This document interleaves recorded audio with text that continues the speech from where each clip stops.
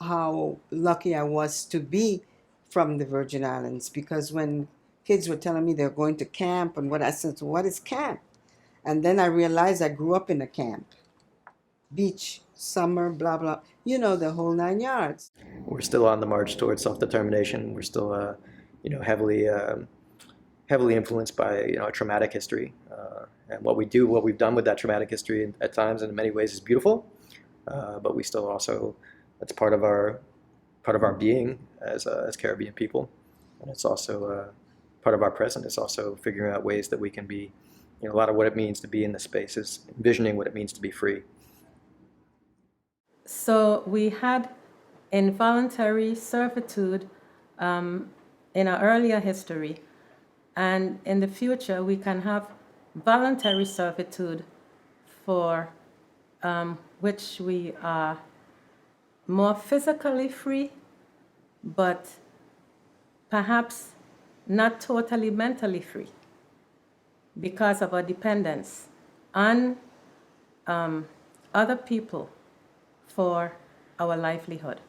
Obviously, it would be awesome if we could, just like not rely on this income stream that's so fickle, that relies on so much twisting of the meanings of this place that people feel like has so much meaning into, something totally different. Well, if we don't address the issue of physical displacement of the ancestral native peoples, then, which is what we're seeing now by and large through this very aggressive, real estate and tourism market that celebrates the place, not the people. We are a challenge to the product. That, they need us to be nicer, they need us to be more amenable to tourism.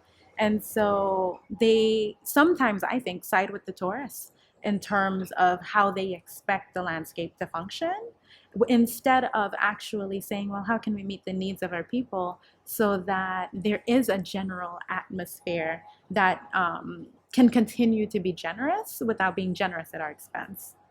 I think people of St. John are being disenfranchised, not only by our government, but by people coming in seeking to profit off of the beauty without really caring for it in a genuine way and caring for the people that have been living here. They are the type of person who we don't really need here or want here. There's a lot of that happening right now, and being an American territory, we can't keep people out, of course. But so I do have concerns about that.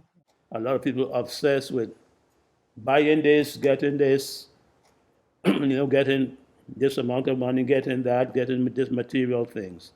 Material things seem to be the obsession of success. It really scares me to keep going down this path. That's what really scares me. It's all about who you put in charge.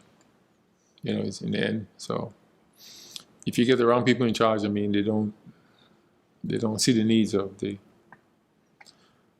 right people sometimes. A fundraiser for